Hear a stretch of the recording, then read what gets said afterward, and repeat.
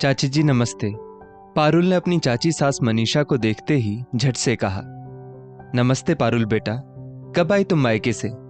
मनीषा ने भी पारुल का स्नेह देखकर आत्मीयता से पूछ लिया। चाची जी अभी 3-4 दिन पहले ही आई हूं। पारुल ने भी बहुत प्यार से जवाब दिया। अच्छा, लेकिन दिखाई तो आज ही पड़ी, मनीषा ने कहा। हाँ चाची जी, ऊपर दिन में कम ही आ पाती हूँ, सारा दिन नीचे ही काम रहता है, तो ऊपर तो सिर्फ रात को सोने के लिए ही आ पाते हैं। आज मशीन लगाई थी तो कपड़े बहुत ढेर सारे थे, इसलिए ऊपर फैलाने पड़ गए, तो इस समय बस कपड़े उठाने के लिए आ गई थी। अचानक आप सामने दिखाई पड़ गई, अच्छा लगा आपसे मिलकर। पारुल ने मनीषा की बात का जवाब देते हुए बड़ी विनम्रता के साथ कहा। और बताओ, मायके में अच्छे से रही? मनीषा ने फिर से पूछ ही लिया। हाँ चाची जी, बहुत अच्छे से रही। और आप बताइए, आप कैसी हैं? पारुल ने फिर से आत्मीयता के साथ कहा। पारुल बेटा, मैं भी बहुत बढ़िया हूं, मनीषा ने मुस्कुराते हुए जवाब दिया। अभी उन दोनों की बातचीत चल ही रही थी कि तभी पारुल को अपनी सास गंगा की आवाज सुनाई पड़ गई। अरे पारुल, क्या ऊपर ही बैठ गई? मैं कब से तुम्हारा नीचे इंतजार कर रही हूं और तुम नीचे उतरने का नाम ही नहीं ले रही हो। बस अभी आ रही हूं मम्मी जी, पारुल ने अपनी सास की बात का जवाब देते हुए कहा।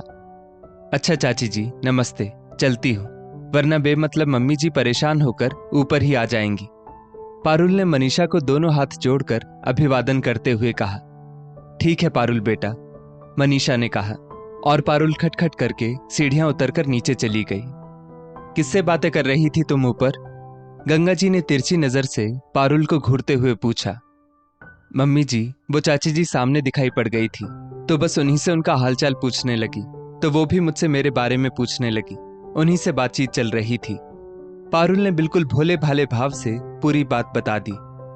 पारुल, एक बात कान खोलकर सुन लो, कोई जरूरत नहीं है उससे बेमतलब बात करने की। उसकी तो वैसे भी आदत है बेमतलब की चपड़ चपड़ करने की, और हमको वैसे भी उससे ज्यादा व्यवहार रखना बिल्कुल भी पसंद नहीं। गंगा जी ने बहुत जोरों से चिनकते हुए पारुल को डांट दिया। लेकिन मम्मी जी, वो तो मेरी चाची सास है, अब अगर सामने दिख जाने से उनसे बात नहीं करूंगी तब तो बहुत ही खराब लगेगा। पारुल को तो सास की बातों का कोई अर्थ ही समझ में नहीं आया। जितना कहती हूं उतना सुनो, अभी 4 दिन हुए नहीं डोली से उतरे, सास से तर्क वितर्क चालू हो गया। आइंदा से मनीषा से बात करते हुए दिख मत जाना, वरना बिल्कुल भी अच्छा नहीं होगा।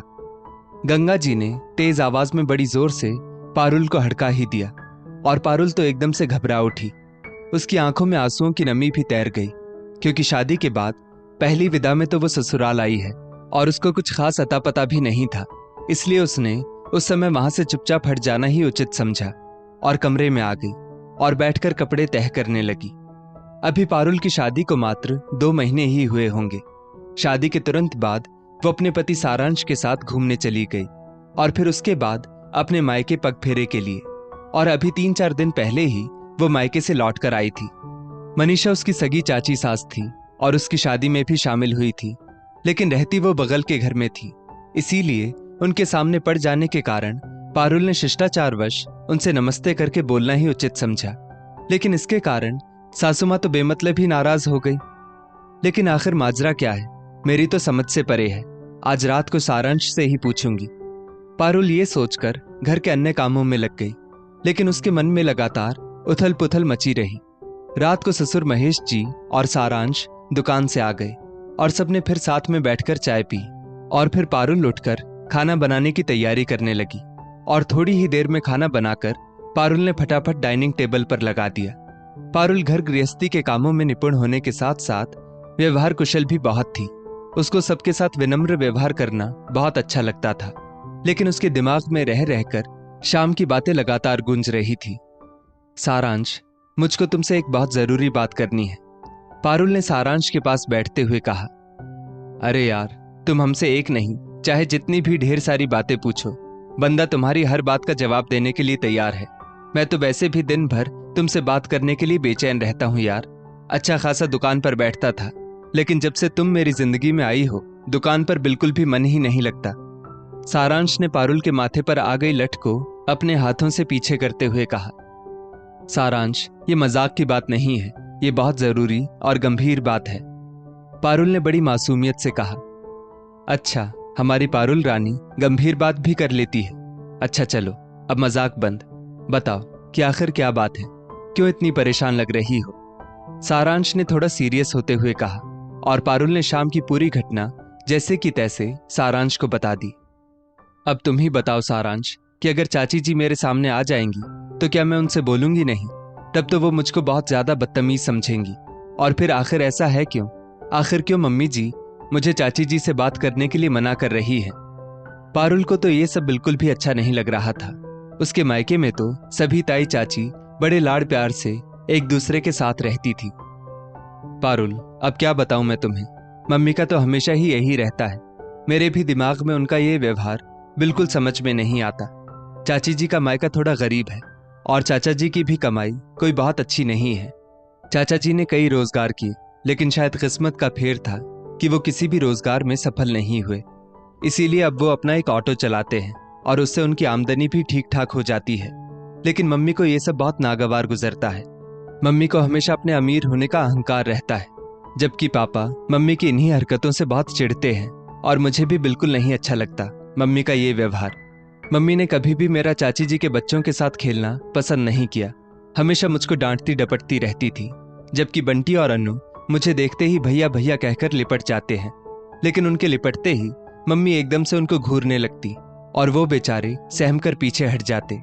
पहले तो मम्मी मुझे ही मना करती थी उन लोगों से बोलने चालने के लिए, अब तुमको भी वही करने के लिए कहने लगी। जबकि इसके विपरीत चाची जी का स्वभाव बहुत ही अच्छा है।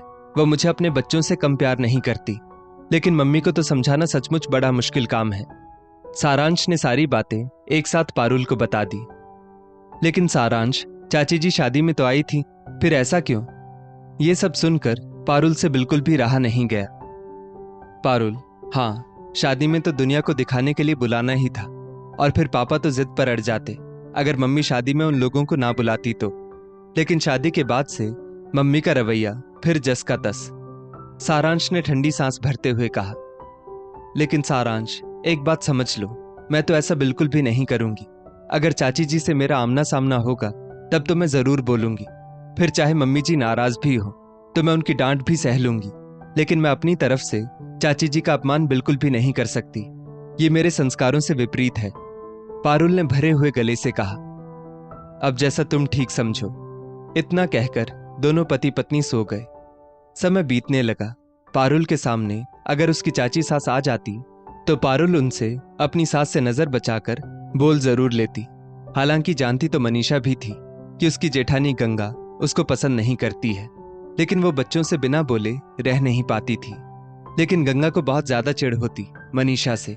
हमेशा उसको मिडिल क्लास कहकर उसका उपहास उड़ाने से बाज नहीं आती। एक दिन गंगा जी और उनके पति महेश जी किसी के यहाँ शहर के बाहर शादी में गए हुए थे, और सारांश ने दुकान जाने के लिए जब अपनी बाइक निकाली, पता नहीं कैसे बाइक एकदम से स्लिप हो गई और सारांश का सिर वहीं पर पड़े ईंट के टुकड़े से टकरा गया और उसके सिर से एकदम से खून का फव्वारा छूट पड़ा। पारुल उस समय उसको बाहर तक भेजने के लिए आई थी और उसकी ऐसी हालत देखकर वो तो एकदम से कांप उठी और पारुल ने बहुत जोरों से चिल्लाकर अपनी चाची सास मनीषा को आवाज लगाई और खुद भी मारे घबराहट के कांपने लगी। पारुल की आवाज सुन मनीषा दौड़ती हुई बाहर को आई। क्या हुआ पारुल बेटा? और जैसे ही बाहर आई, अब तो बाहर का नजारा देखकर वो भी एकदम से घबरा गई। पीछे पीछे उसके पति भी आ गए, लेकिन मनीषा ने बड़ी हिम्मत से काम लिया और अपने पति से उनका ऑटो झटपट निकालने के लिए कहा, क्योंकि अभी 9-10 बजे का समय था और नवीन अभी ऑटो लेकर निकले नहीं थे। नवीन ने फटाफट सारांश को ऑटो में डाला और अस्पताल लेकर चल पड़े, और मनीषा लगातार पारुल को ढांढस बंधाती रही। पारुल की तो जान जैसे हलक में ही अटक गई थी और वो लगातार रोए चली जा रही थी। उसको तो ये भी नहीं समझ में आ रहा था कि कहाँ तो सासू माँ उसको चाची से बोलने को भी मना करती है और कहाँ वो चाची की ही मदद ले रही है। अस्पताल जाते जाते सारांश के सिर से काफी सारा खून बह चुका था। डॉक्टर ने नवीन से तुरंत खून का इंतजाम करने के लिए बोला। अब इतनी जल्दी सारांश के ग्रुप का ब्लड भी नहीं मिल रहा था।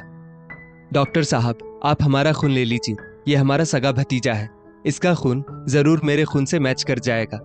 नवीन लगभग रो देने वाले अंदाज में बोले और नवीन का खून सारांश से मैच कर गया। डॉक्टर जल्दी से नवीन का खून लेकर सारांश को चढ़ाने लगे। इतनी आपाधापी में पारुल अपनी सास को भी फोन नहीं कर पाई। जब सारांश को डॉक्टर ने खतरे के बाहर बताया तब जाकर पारुल की सांस में सांस आई। अब पारुल को याद आई सासू मां को फोन करने की। मम्मी जी, इतना कहकर पारुल रोने ही लगी। क्या हुआ, तुम रो क्यों रही हो पारुल? गंगा जी भी पारुल के रोने से घबरा उठी। मम्मी जी, और पारुल ने धीरे धीरे सारी बात सास को बताई। अब कैसा है सारांश? गंगा जी भी बहुत ज्यादा परेशान हो गई। मम्मी जी, सारांश अब खतरे से बाहर है। आज चाचा जी और चाची जी ने ही सारांश के प्राण बचा लिए, वरना पता नहीं क्या होता।